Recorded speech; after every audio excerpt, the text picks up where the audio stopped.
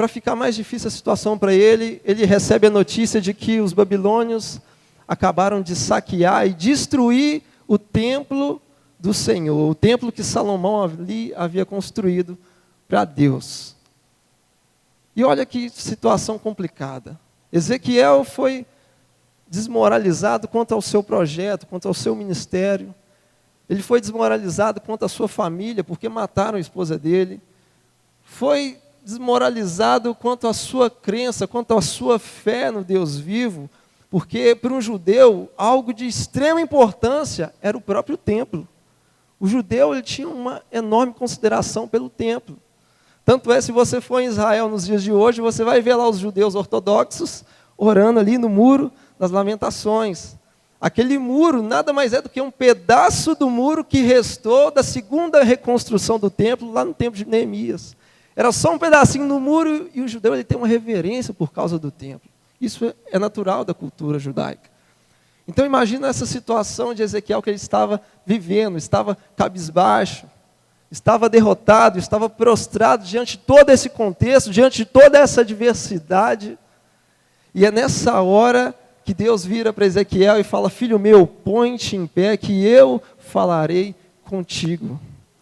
E ali a palavra diz que enquanto ele estava prostrado, o Espírito do Senhor entrou nele e colocou ele de pé.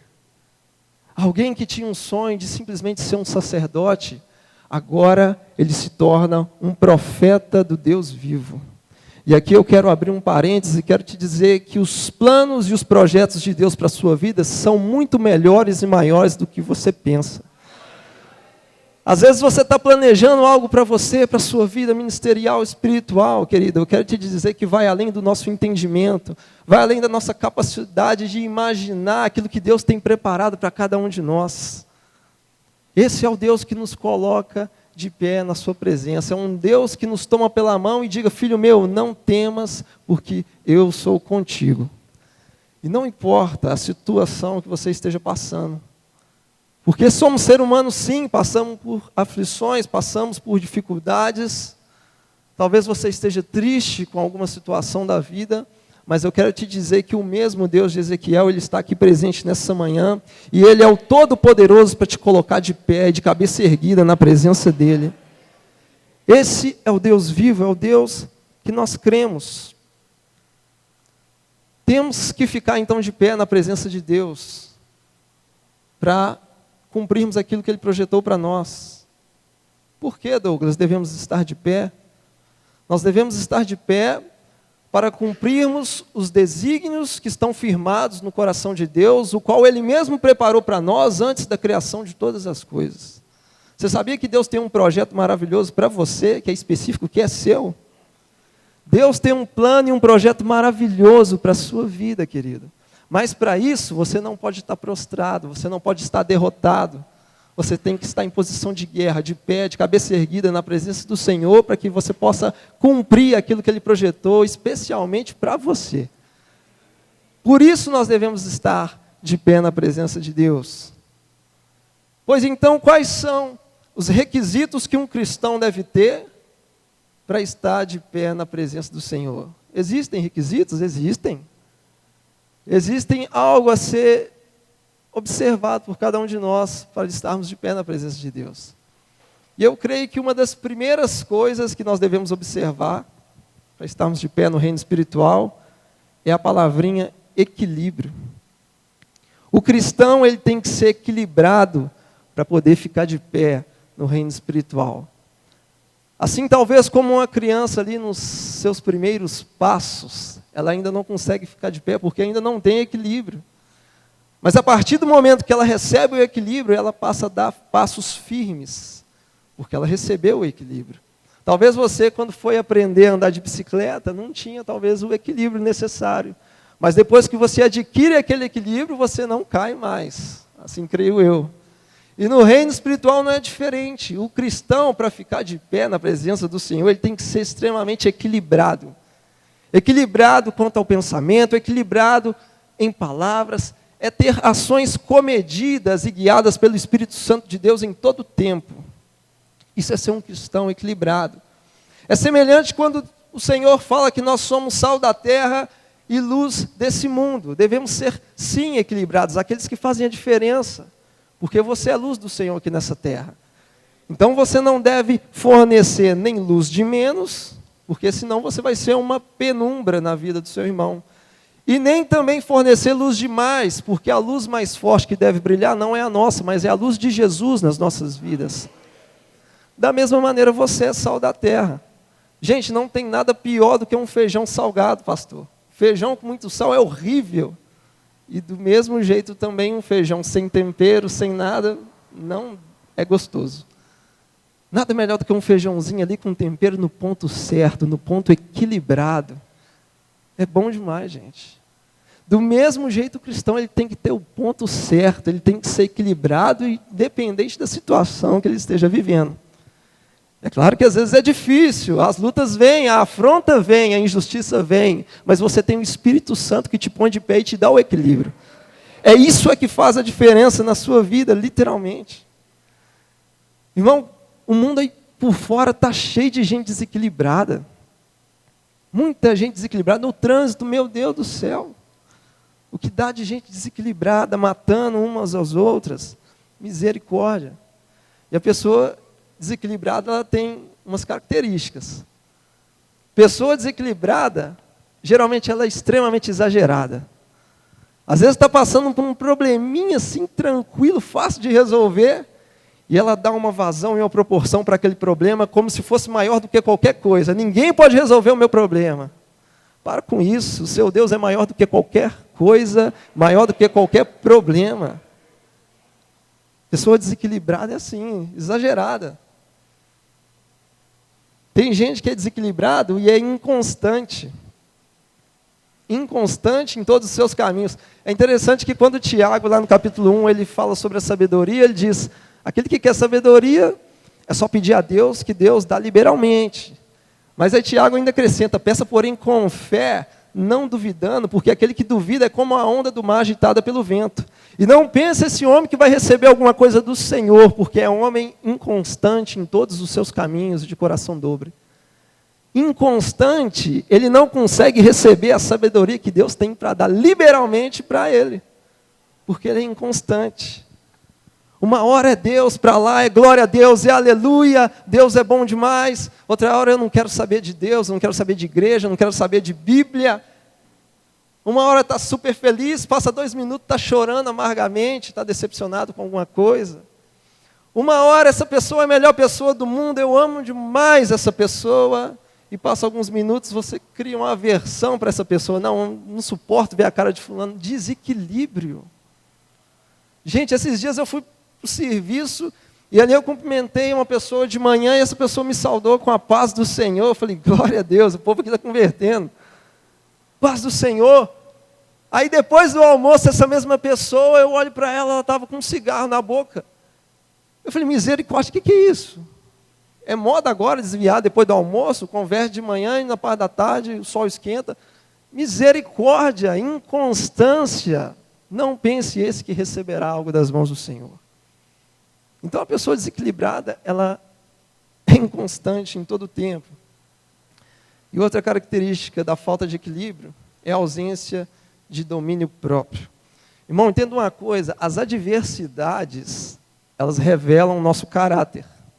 Porque uma coisa é você, quando está tudo light, quando está tudo tranquilo, quando você está na bênção.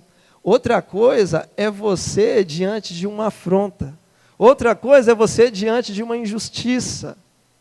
Porque toda ação implica numa reação. E é nessa hora que você tem que ter o domínio próprio e o equilíbrio que o Espírito Santo te dá para você ficar de pé no reino espiritual. Então, o primeiro requisito para um homem de Deus ficar de pé no reino espiritual é ter equilíbrio, gente.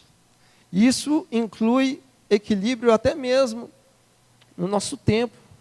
Será que você investe mais tempo e dispêndio nas coisas seculares, no seu trabalho, do que com a sua família e em comunhão com seus irmãos? Será que você investe mais tempo nas redes sociais do que em oração e leitura bíblica? Equilíbrio é isso também, é você saber priorizar aquilo que deve ser priorizado na sua vida, é colocar cada coisa no seu devido lugar. Isso é ser um cristão equilibrado. Amém? Quantos cristãos equilibrados nós temos aqui essa manhã? Glória a Deus. Aleluias. Qual que é o outro requisito para estarmos de pé na presença de Deus? 2 requisitos: convicção e vigilância. Como nós podemos ver lá no livro de 1 Coríntios, capítulo 10, verso 12, diz o seguinte: aquele que pensa estar de pé, cuide para que não caia. Acho tão interessante esse versículo que ele não diz aquele que está de pé, ele diz aquele que pensa estar de pé, cuide para que não caia. Aquele que pensa que está de pé é aquela pessoa que não tem convicção da sua santidade em Deus, que não tem convicção da sua fé. Ela simplesmente pensa que está tudo bem. Ela acha que já alcançou a maturidade espiritual, ela simplesmente pensa. E aí é que mora o perigo da queda espiritual. Aquele que está pensando. É como foi citado hoje na escola bíblica, o jovem rico, pastor. O jovem rico achou, ele pensou que estava de pé. Falou assim, não, meu filme aqui tá jóia. Vou chegar para Jesus agora e vou tirar nota 10. Vou tirar uma onda agora. Fala assim, ó mestre, bom mestre, o que eu faço para herdar a vida eterna? Isso talvez ele pensando no seu coração. Não, eu já faço tudo direitinho, vou na igreja todo domingo, né, cumpro os mandamentos. Leio a Bíblia. Aí Jesus fala para ele, não filho, só um bom que é Deus. Mas faz o seguinte, você conhece os mandamentos? Não roubarás, não matarás, não dirás falso testemunho. Aí ele pensou consigo. Não, agora eu tirei 10, porque eu estou de pé, eu já estou bem já. Senhor, eu tenho feito tudo isso desde pequenininho. E é aí que Jesus lança a seguinte frase. Então, amém. Vai, vende tudo que você tem, distribua para os pobres e vem e me segue. E ali, a Bíblia diz que aquele jovem saiu triste. Parecendo que chupou limão, murcho, né, pastor? Igual maracujá de gaveta. Por quê? Porque ele tinha muitas propriedades. Ele pensou que estava bem, ele pensou que era o bambambam ali nos mandamentos, no reino espiritual, e Jesus revelou a ele que ele não amava a Deus acima de todas as coisas. Opa, peraí, falta de convicção da sua espiritualidade. Você tem que estar convicto daquilo que você vive e prega diante de Deus para você estar de pé na presença dEle. Amém, queridos? Talvez alguns vão dizer, não, pastor, eu não preciso, eu penso que eu já estou de pé, não preciso de escola dominical, não. Para quê? Já li Bíblia toda, pastor. Escola de discípulos, maturidade, escola de... Pastor, já tem 20 anos de crente, eu não preciso disso. Cuidado, irmão. A palavra de Deus, ela é o nosso alimento. Você não pode parar de comer, senão você morre. Então você tem que ter convicção da sua espiritualidade. É fundamental para você ficar de pé. E ainda esse versículo ele diz, aquele que pensa estar de pé, cuide para que não caia. Cuidar é o quê? Vigilância. Você tem que estar vigilante para permanecer de pé na presença do Senhor. A Bíblia diz que Satanás anda rugindo como um leão ao nosso derredor, buscando a quem possa tragar. E Satanás, ele é astuto. Ele está esperando, talvez, você abrir uma brechinha. Não precisa você abrir uma porta de 4 metros de largura e 5 de altura, não. É uma brechinha só que você der para ele, ele vai entrar e vai fazer um estrago. Porque ele não brinca de roubar, não brinca de matar e não brinca de destruir. Se ele tiver a oportunidade, ele vai fazer sim. Então, às vezes, ele fica na espreita, esperando você dar uma brechinha. Esses dias eu estava no supermercado fazendo compra, e eu coloquei a Sara no carrinho, enquanto a Deise compra aquele monte de trem, eu fiquei assim, eu ficava vidrado na sala, eu tenho que olhar ela, porque senão ela pode cair, ela vai cair. Eu fico de olho nela lá. Foi 2 segundos que eu olhei para o lado, gente. 2 segundos que eu olhei para o lado foi suficiente para ela rachar a cabeça no chão. Deu um salto mortal ali. Ainda bem que o anjo deu graça e livrou de toda dor ali. É uma brechinha que você dá. E o inimigo aproveita essa brecha e faz um estrago. Sábado passado, minha mãe me ligou e me falou sobre um jovem que cresceu comigo. Estudamos juntos. Estivemos na mesma igreja. Era ministro de louvor e ele desviou do evangelho. Aí, na semana passada, minha mãe me ligou me avisando que ele havia tomado 3 tiros dos traficantes que estavam ali na região. É uma brecha que você dá. Enquanto ele estava desviado, minha mãe perguntava para ele, e aí fulano, você está bem? Não, estou super bem, está tudo bem. Ele pensa que estava bem. E aí é que mora o perigo. Por isso, requisito básico para ficar de pé na presença de Deus é ter convicção da nossa vida com o Senhor Jesus e vigilância. Tem que vigiar para ficar de pé. Amém? Glória a Deus. Outro requisito para ficar de pé na presença de Deus é estar em um lugar seguro. Fundamental para você ficar de pé na presença de Deus. Será onde que nós temos colocado os nossos pés? Será que é um lugar seguro? Em um caminho de paz que Deus tem para nós? Ou temos colocado os nossos pés em caminhos que têm buracos e pedras, o qual vai nos conduzir para a queda espiritual? Aonde você tem colocado e firmado os seus pés? Porque para ficar na presença de Deus, em pé, você tem que estar em um lugar seguro. Um lugar no qual você não vai tropeçar, um lugar no qual você não vai cair em nenhum tipo de buraco espiritual, para que você possa afundar a sua vida. Então você tem que estar sim em um lugar seguro. Ah, mas como eu vou saber se o lugar no qual eu estou é o lugar seguro? Queridos, a Bíblia tem resposta para tudo que precisamos. A Bíblia tem resposta para todas as coisas. Ela tem poder para provar a sua vida e os seus caminhos. Então está com dúvida se o caminho no qual você está é seguro ou não? Pega essa lanterna espiritual e ilumina o seu caminho, porque a Bíblia diz que ela é lâmpada para os nossos pés. Então, se você tem alguma dúvida de se onde você está é seguro ou não para a sua vida espiritual, fica firme com a palavra de Deus, querido. E você vai ter convicção e certeza de que o lugar que você está é o melhor lugar. É o lugar que Deus tem para a sua vida. Amém? Por isso você deve se apegar a esse livro para ficar de pé. Jesus certa vez disse que aquele que ouve as palavras e não as pratica é semelhante a uma casa construída sobre a areia. E ali a chuva cai, os rios transbordam, os ventos sopram sobre aquela casa e grande é a ruína dessa casa. Agora ele diz também, aqueles que ouvem a palavra do Senhor e as praticam, é como uma casa edificada sobre a rocha. A chuva cai, o rio transborda, o vento sopra e aquela casa permanece inabalável. Se você quiser ficar de pé na presença de Deus, seja edificado sobre a rocha que é Jesus Cristo. Esteja em um lugar seguro para a sua vida e para a sua casa. Assim você vai ficar de pé na presença de Deus. Como diz um jovem, vai pagar de bonito na presença do Senhor. Amém, queridos? Outro lugar para você estar seguro, sem medo de cair. Isso é bom demais. É no centro da vontade de Deus. Irmão, quando você está no centro da vontade de Deus, você não corre o risco de cair, porque você está ali cumprindo o projeto perfeito e maravilhoso que Deus preparou para você. Você está no lugar certo, na hora certa, fazendo aquilo que Deus quer que você faça. Esse é o centro da vontade de Deus. E quando nós falamos de vontade do Senhor para conosco, seres humanos, nós temos pelo menos 3 tipos de vontade. A primeira, que é a vontade permissiva.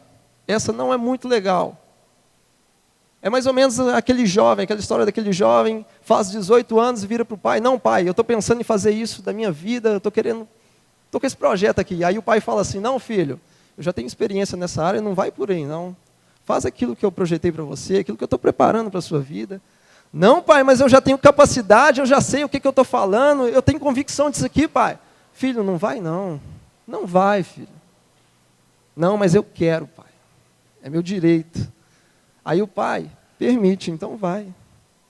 É mais ou menos assim, com a vontade permissiva de Deus. Deus tem algo perfeito para a gente, mas alguns às vezes insistem em entrar na vontade permissiva do Senhor. E aí você assume o risco das consequências, e Deus pode te livrar dela ou não. Amém? Segundo tipo de vontade, é a vontade providencial de Deus para as nossas vidas. E essa é conhecida através de 3 vertentes, que é através do milagre, através da provisão e através do livramento. É quando Deus interfere no natural com o sobrenatural para prover algo na vida daqueles que amam a presença dEle. Agora, melhor que a vontade permissiva, melhor que a vontade providencial, é a vontade perfeita de Deus para as nossas vidas, a qual nós conhecemos como vontade diretiva. É o projeto, é o padrão que Deus tem para cada um de nós. Querido, e quando você está no centro da vontade de Deus, não tem nada melhor, você habita em segurança, não corre risco de tropeçar, não corre risco de cair em buraco, não corre risco de cair, porque o Senhor te sustenta em todo o tempo, porque você está submetendo à vontade perfeita e diretiva dele para a sua vida. Então é isso, para ficar de pé na presença de Deus, você tem que estar em um local seguro. E o local seguro de Deus para a sua vida é esse. É o centro da vontade dele. Qual é o outro requisito para ficarmos de pé na presença do Senhor? É a cada dia nos enchermos mais e mais do Espírito Santo de Deus.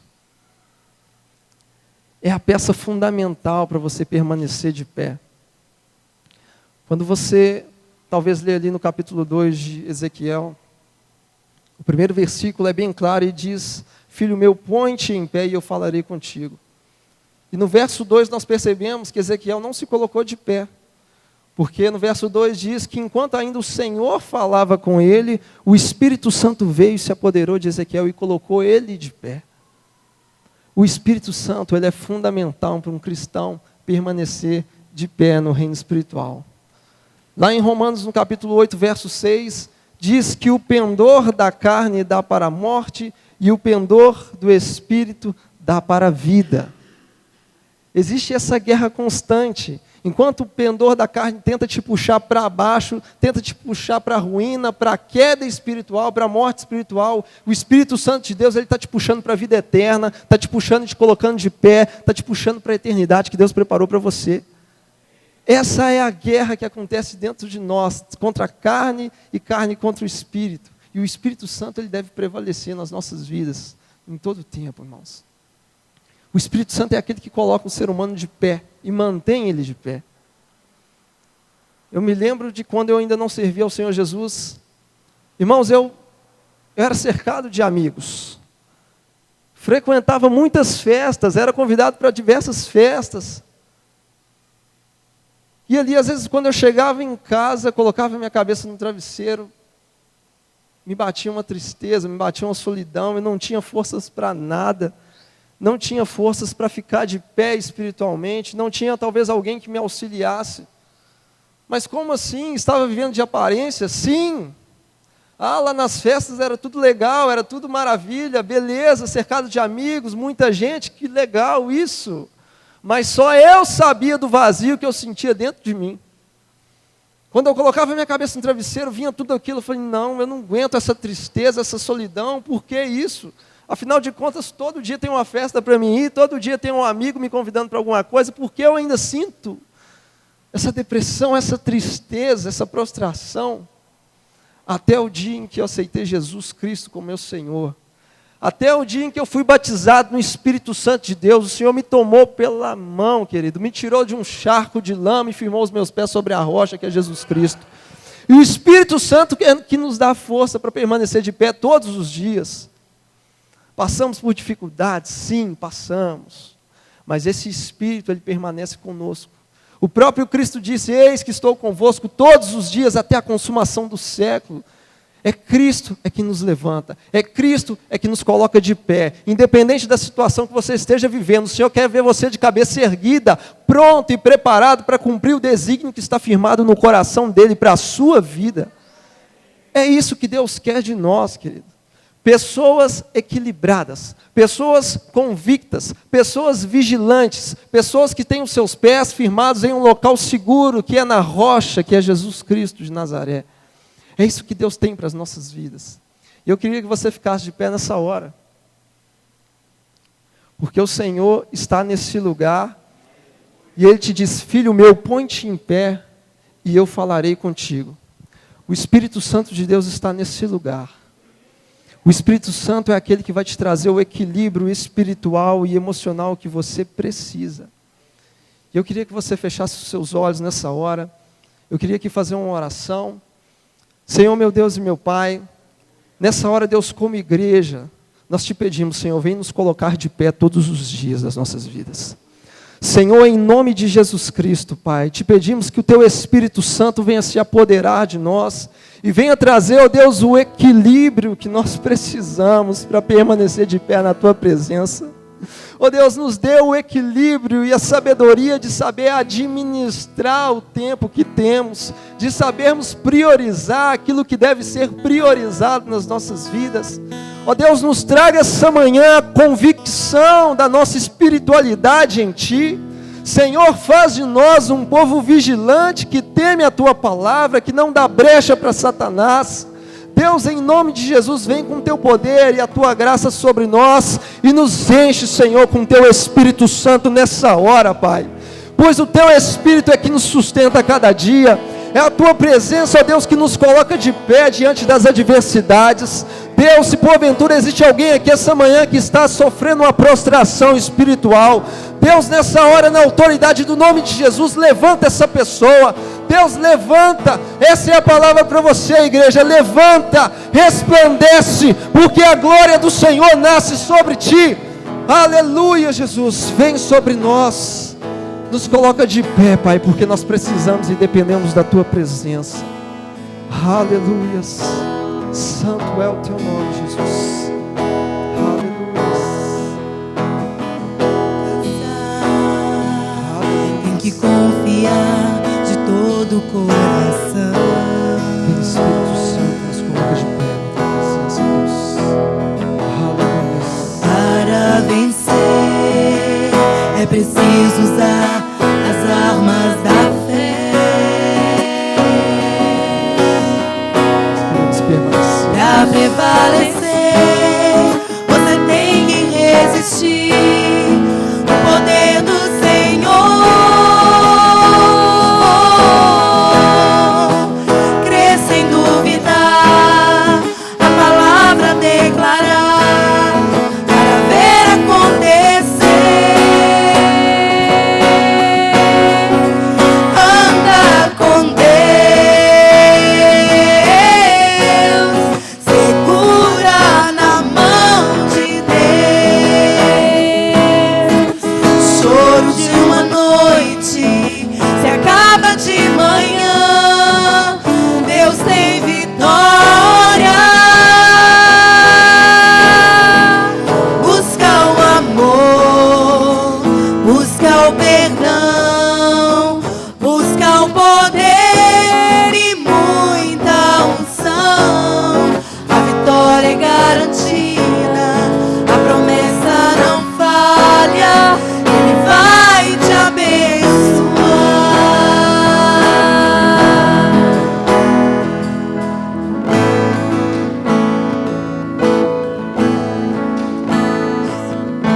Aleluia. Deus, nós queremos nessa manhã mais uma vez te pedir a Tua unção sobre nós nessa manhã. Ó Deus, a Tua bênção que o Senhor reservou a nós, o Senhor nos prometeu que ela seja derramada em nossas vidas nessa manhã. Deus, nos erguendo, nos levantando. Deus, conforme foi profetizado nesta manhã: Filho do homem, põe-te de pé e eu falarei contigo. Deus, que o Senhor nos coloque de pé. Ó Deus, Senhor, fortaleça, Deus, a nossa estrutura espiritual nessa manhã. O Senhor venha falar, Deus, intimamente conosco. Venha falar com cada um de nós. Venha revelar, Deus, os Teus desígnios, a Tua vontade. Venha revelar, Deus, exatamente isso, a perfeita vontade do Senhor. Que ela para nós seja boa, perfeita e agradável. Deus, em nome de Jesus, tira toda a insensibilidade do nosso coração. Tira, Deus, toda a altivez da nossa alma. Tira, Deus, todo orgulho que muitas vezes nós conservamos na nossa vida e achamos, ó Deus, que não precisamos de mais nada, que está tudo bem. Que o Teu Espírito em nós venha nos mostrar, nos revelar, Deus, as áreas das nossas vidas que precisamos crescer, que precisamos vencer, que precisamos nos levantar, nos limpar, Deus, de todo pecado e de toda injustiça. E é o Senhor que faz essa obra. Por isso vem, Espírito Santo. Vem, Espírito Santo, e levanta, nos coloca de pé. Teu Espírito possa entrar, Deus, em nós de forma sobrenatural, permanecer, Deus, em nossas entranhas, no mais profundo do nosso ser. Fala, Senhor. Nós como servos queremos te ouvir. Fala nessa manhã. Fala nessa manhã. Porque o Senhor conhece a cada coração, o Senhor conhece a cada vida. O Senhor sabe mais a respeito de nós mesmos do que nós pensamos saber. O Senhor é quem sonda os corações. O Senhor é quem tem a tua palavra, que faz separação entre juntas e medulas, entre alma e espírito. O Senhor pode penetrar ali, Senhor. Então penetra, Pai. Penetra, Senhor. Traga revelação nessa manhã, conforme a pregação, ó Deus, que foi liberada pela boca do teu servo, trazendo, Senhor, esse convencimento ao nosso coração. Se o nosso coração muitas vezes se torna insensível, se torna frio, se torna duro, distante de Ti, nesta manhã nós possamos nos voltar ao Senhor mais uma vez, Deus, e cuidarmos para que não caiamos, cuidarmos, ó Deus, para que permaneçamos de pé, cuidarmos, ó Deus, para andarmos segundo a Sua vontade, e que a Tua palavra, Deus, nos guie. Aleluia, aleluia, oh, aleluia, oh, aleluia. Levanta-me, Senhor. Levanta-me, Senhor. Levanta-me, Senhor. Levanta-me, Senhor. Declara, igreja. Levanta-me, Senhor. Você que está cansado, levanta-me, Senhor. Você que está abatido, levanta-me, Senhor. Você que pecou, peça perdão. Levanta-me, Senhor. Coloca-me de pé. Coloca-me de pé. Coloca-me de pé. Coloca-me de pé. Restaura-me, restaura-me, Senhor. Restaura-me, Senhor. Restaura-me, Senhor. Restaura-me, Senhor. Fala comigo. Fala-me, Senhor.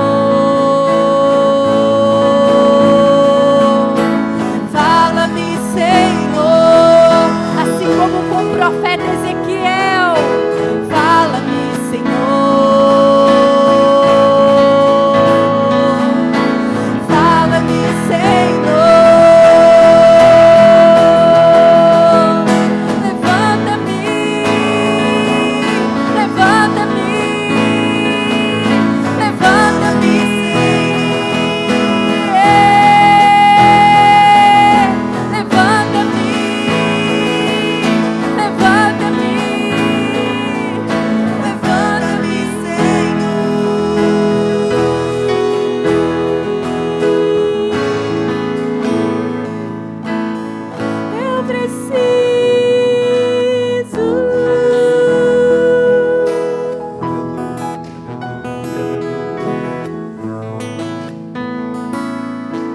Vem falar, Senhor. Venha falar, Senhor. Venha falar do teu servo estar de pé. Venha falar, Senhor. O seu servo está atento. Venha falar, Senhor. O teu servo, a tua serva está com os ouvidos espirituais abertos. Os nossos olhos estão em Ti, Senhor.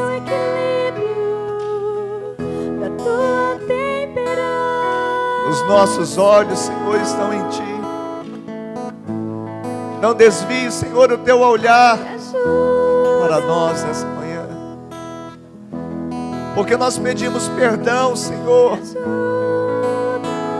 pelo nosso pecado. Porque os teus olhos não podem contemplar, Deus, a iniquidade.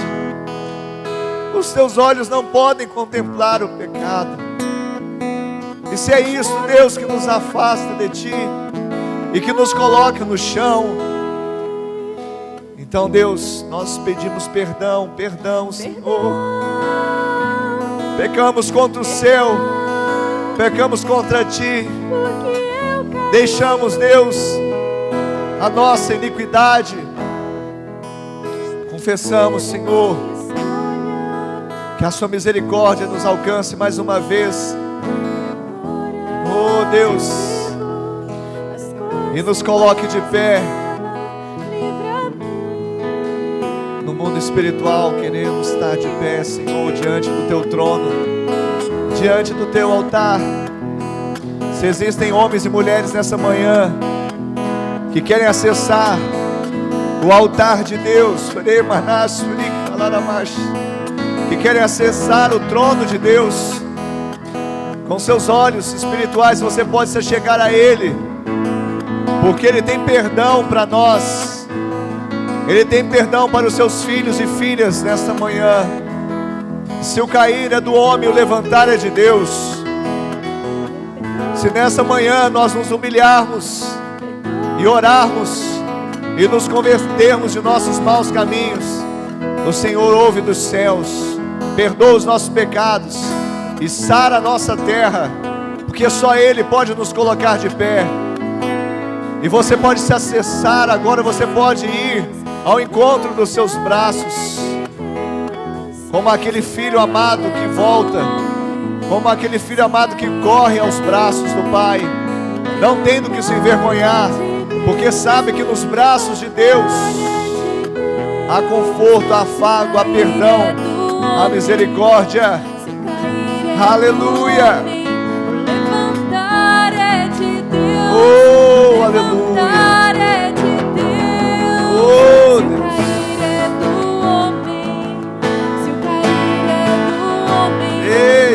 Levantar é de Deus, levantar é de Deus.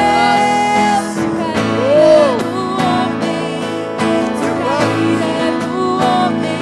Levantar é de Deus, levantar é de Deus.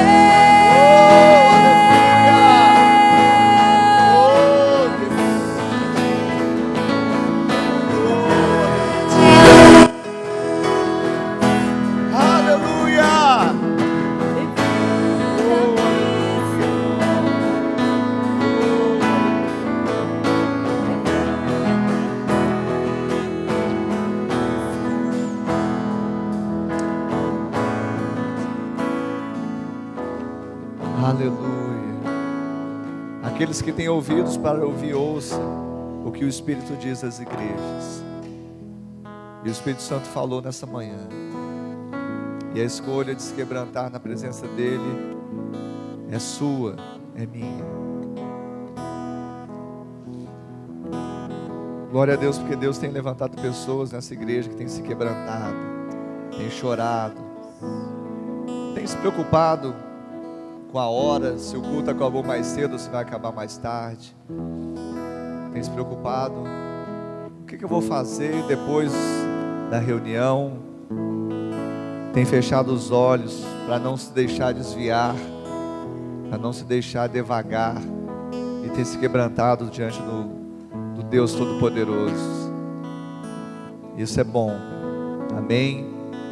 E você pode aprender, se você ainda não aprendeu. Deus levantou uma irmã aqui nessa igreja, nesses dias, e ela foi honrada essa semana, e veio de outra cidade, está longe da família dela, longe dos pais, uma jovem, e aleluia, aleluia. tem conservado um testemunho. E essa semana ela ligou para a gente falando, olha, já tinha me falado o dia que ia ser o dia de uma bênção na vida dela. E como eu não podia ir, que eu estava no meu trabalho, ela falou assim, mas eu dou notícias. E ela deu notícia. Nós temos mais uma doutora aqui na igreja, né? Eu queria chamar aqui à frente a Gisele. E ela vai dar esse testemunho. Hoje eu pensei que não ia dar tempo, mas Deus remiu o tempo. E ela vai contar aqui esse testemunho maravilhoso, sim, né? É um testemunho grande, né? Mas eu tenho certeza que nesses últimos minutos ela vai conseguir, né? Amém? Amém, igreja, a graça e a paz. Pode sentar. Não vou demorar não, tá? Bom, como todos sabem, ou pelo menos a maioria, né? Eu era estudante de doutorado em física. Não perguntem o título da tese, tá? Não vou entender. E quinta-feira eu consegui a minha titulação, eu defendi, né? E fui aprovada. Aí daqui tem 2 irmãos que apareceram lá, que foi a Roberta e o Rafael apareceu no final. E para você conseguir o título de doutor, você tem que passar por 3 etapas. Uma qualificação, uma pré-defesa e uma defesa. Só que eu tive que passar por 4, porque na minha primeira eu reprovei. Aí eu tive que fazer de novo, passei. Aí na minha pré-defesa, que foi marcado no início desse ano, aí foi uma sequência da outra. A minha pré-defesa, que foi em fevereiro, e a minha defesa. Bom, quando eu passei do mestrado para o doutorado, eu já dei o testemunho, então eu não vou dar essa outra parte. Mas quando eu entrei no doutorado, né, durante a metade do doutorado, eu pensei em desistir, porque eu tive problemas, como todo doutorado tem, né, que é muito comum, discutir com o orientador, né, então eu tive que começar a praticar a palavra, que diz assim, que nós devemos orar por todos aqueles que estão investidos de autoridade na nossa vida, para que tenhamos uma vida tranquila e sossegada. Então, eu pedia todo sábado oração pelo meu orientador, né, pela minha tese. E, assim, defender uma tese de doutorado é muito fácil, porque eu precisaria também ter um artigo publicado numa revista internacional, quando eu defendesse. E foi isso aí tudo de uma vez. Tudo na mesma semana, saiu tudo, né?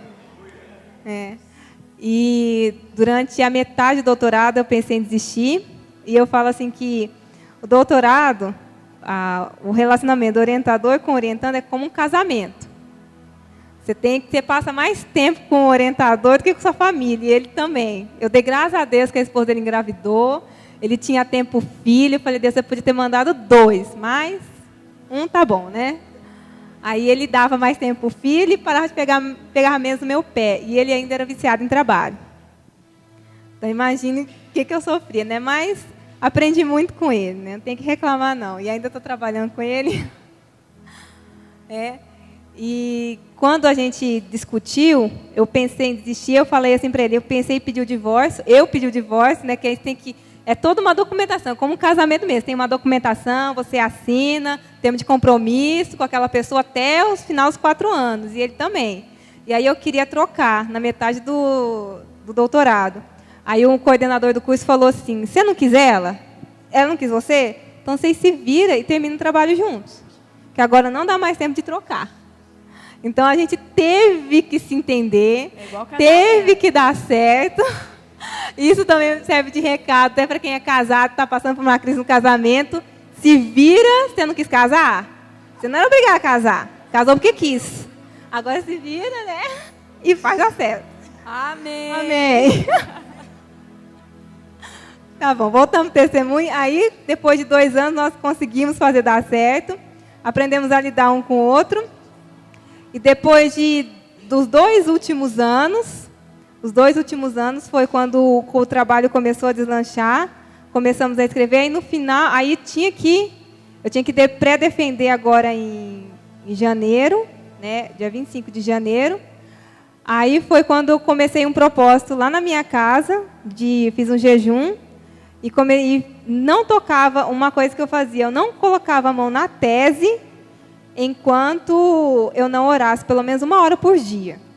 Então, eu começava o trabalho, mesmo que fosse atrasada, mas eu orava 1 hora por dia antes de tocar na tese. Porque eu sabia que eu precisava de Deus em todo o tempo. Eu tive que abrir mão até na minha casa, da companhia do meu pai e da minha mãe, porque eu tinha que escrever. Quando eu chegasse aqui, eu tinha que entregar a tese. E meu pai, mas minha filha, larga esse computador. Eu falei, pai, eu não posso. Você não quer uma filha doutora? Então tem um preço. Esse é o seu preço, tem que pagar. Você tem que abrir mão da minha companhia, pelo menos por um tempo. E aí, quando eu cheguei, não pude ficar muito tempo na minha casa, e o tempo todo era na frente do computador. Aí, quando eu cheguei aqui, eu entreguei a tese, um dia de atraso ainda, e meu orientador desesperado, né? Porque você tem que saber tudo. Você não tem que saber, mas você tem que saber mais do que a banca. E a banca era assim, é os caras que sabem mais que você. Né? Que são doutores há mais tempo, inclusive tinha um cubano, vocês sabem como que são os cubanos. E o orientador, eu tinha que saber mais que eles. Tudo que eles me perguntassem, eu tinha que saber responder. Aí, nesse dia, o Rafael até foi na minha apresentação, ele ficou lá um tempo, né? Aí, quando começou as perguntas, ele já foi embora. Geralmente é assim, né? O pessoal não aguenta muito as perguntas e todo mundo vai embora. E aí, eu fui aprovada. Graças a Deus, disseram que eu fui aprovada com louvor, né? Consegui responder tudo. E uma coisa que eu coloquei na minha tese foi os agradecimentos, né? Eu estava ouvindo muito a pregação do pastor Lucinho. E o pastor Lucinho fala assim, que sempre quando ele vai em alguma defesa, todo mundo agradece a Deus, pai, a mãe, mas ninguém agradece a Jesus. Ele fala assim, e o mundo tem problema com Jesus. Aí o que eu fiz? Aí na primeira agradecimento, o que eu falei? Agradecer a Jesus primeiro. Aí eu falei, alguém vai perguntar. Deixa lá. Aí quem perguntou? Meu orientador, né? Ele estava corrigindo até as meus agradecimentos, ele estava corrigindo. Aí ele perguntou assim, mas por que você colocou Jesus? Por que você não coloca Deus? Eu falei, porque eu não quero. Mas todo mundo põe Deus. Eu falei, mas eu não sou todo mundo. Aí ele falou assim, mas tem que colocar Deus. Eu falei assim, olha, o mundo não tem problema com Deus, o mundo tem problema com Jesus, então eu vou colocar Jesus. Ele, mas você quer arrumar problema com o mundo? Eu falei, eu quero. Mas Deus é o Pai da sabedoria. E eu falei para ele, mas ninguém vem ao Pai não ser por mim. Jesus falou exatamente isso. Aí a briga acabou. Aí Jesus ficou. Jesus está lá nos agradecimentos. A primeira pessoa que está lá. E eu ainda coloquei assim, ao Senhor Jesus Cristo. Para ficar bem destacado, né? Não ter dúvida de quem seja. E aí eu pré-defendi, passei. E depois foi a minha defesa final. Né?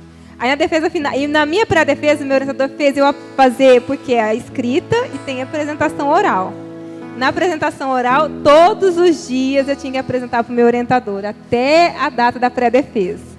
Aí na pré-defesa, o meu orientador estava até passando mal, com dor nas costas, com medo do que ia acontecer, né? Se eles iam me cacetar muito. Aí depois da pré-defesa, já é a aprovação, ainda tem a última etapa, que é a defesa final. Aí, graças a Deus, eu não tive que fazer muitas correções na tese. E aí, de novo, passa por uma banca. Na primeira pré-defesa são 3, um sendo seu orientador.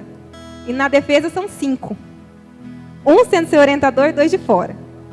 Um deles é de São Paulo, da USP, e a outra foi da UFMG, que na avaliação da CAPES, ela tem avaliação 7, curso de física lá, sendo 7 a nota máxima.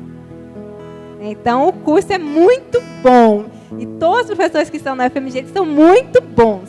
E o professor que veio da USP, ele só era o melhor especialista do meu trabalho, do que eu estava estudando. Só isso que ele era o melhor. E, assim, não sou eu que escolho, é o meu orientador, né, que passa para a coordenação da pós, e eles decidem quem que vai vir. Aí foram esses. Foram 2 daqui de Uberlândia, da UFO, 2 de fora e o meu orientador. Aí a defesa até que foi rápida, começou às 2, terminou às 5 horas, né, 1 hora de apresentação e depois foram 2 horas de arguição. Aí é só pergunta.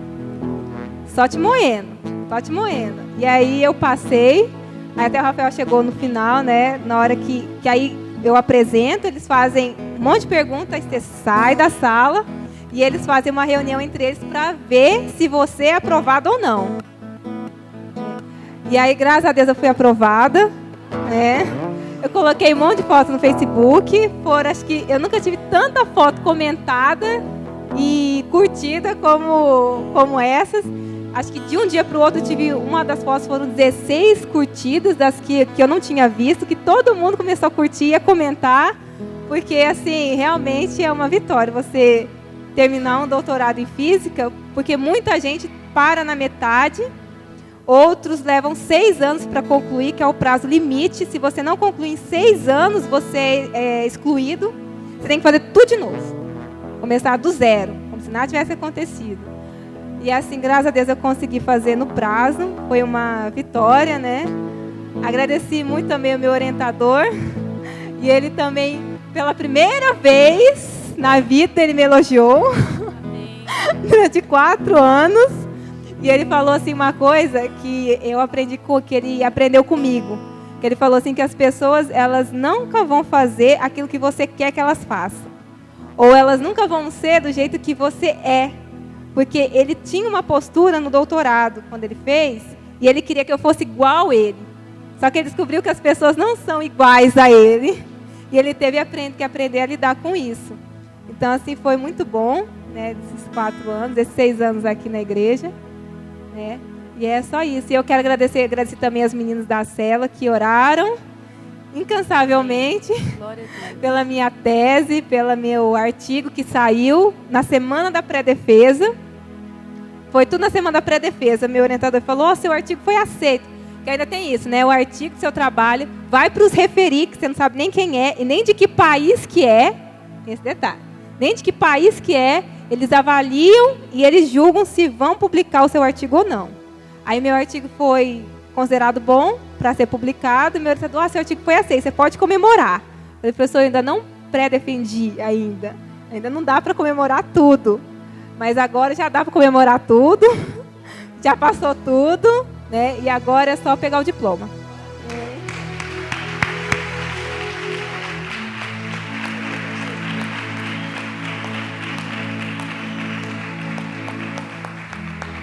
Deus é bom, diga: Deus é bom. E para quem conhece a história da Gisele, sabe o quanto isso é significativo, né? E a gente, com isso, estimula, né, que você continue firme no seu propósito, no seu sonho, e Deus vai te honrar. Deus vai te honrar talvez nos lugares que você nem imaginou, né? Ou pelo menos, como ela falou, né, até de quem às vezes seria difícil arrancar um elogio, né, mas a graça do Senhor faz com que até essas pessoas reconheçam, né, a presença de Deus, o poder de Deus na nossa vida, amém? Eu queria lembrar, queridos, que hoje, às 5:30 da tarde, nós temos a Jornada da Aliança. Então, existem várias pessoas que foram ao encontro, várias, e você que enviou essas pessoas, você é responsável por ela, viu? Você é responsável por ela. Então, se você enviou uma pessoa para o encontro, e essa pessoa ainda não foi para a Jornada da Aliança, é hoje 5:30, nós teremos a classe com o Valdir. Então você, por favor, faça contato com essas pessoas, envie elas para a classe da jornada, e também já envie também um discipulador. Nós estamos precisando de discipulador, né, Valdir? Então hoje 5:30, amém? Queria também lembrar que na terça-feira nós temos o Café com Deus para homens, não é? E tem sido uma bênção. Então, querido, eu sei que tem muitos aqui que não podem vir. Às vezes é o horário que é 7 horas, já tem que estar no trabalho, e a oração começa às 6:30 aqui, então fica complicado. Mas eu sei também que tem outras pessoas, eu sei que tem outras pessoas que podem vir. Então, queridos, eu só queria dar o testemunho de um irmão que veio no Café com Deus terça-feira. Ele foi ao encontro, o André Luiz. Quantos conhecem o irmão? Um jovem, né? André Luiz foi no encontro, tem vindo com a esposa aqui, tem sido uma bênção. O testemunho dele é muito poderoso. E aí ele chegou aqui no Café com Deus na terça-feira. Aí eu perguntei para ele, que eu gosto, até tá vindo pela primeira vez no Café com Deus. Onde você mora? Não, pastor, eu moro no Mansur. No Mansur? Tá, eu vi você chegando aqui, você veio de moto? Não, eu vim de ônibus. Aí eu falo assim: meu Deus. E eu, às vezes, aqui no Granada de carro, fico lá na minha cama e relutando. Aí não tem jeito, sabe? Então você, homem de Deus, vem orar, é meia hora, faz bem para a saúde, amém? Amém mesmo? Os diáconos, por favor, entreguem, né? Os boletins ali no final. Aqueles que têm que entregar nos locais dos nossos abençoadores, pega também 15, 20, leva para os abençoadores em nome de Jesus. Vamos receber a bênção apostólica em nome de Jesus? Que o amor de Deus Pai, a graça de Deus Filho e a doce comunhão do Deus Espírito Santo seja com todo o povo de Deus hoje e para sempre. Amém e amém. Deus abençoe a todos, tenham uma semana de bênção, de vitória, em nome de Jesus.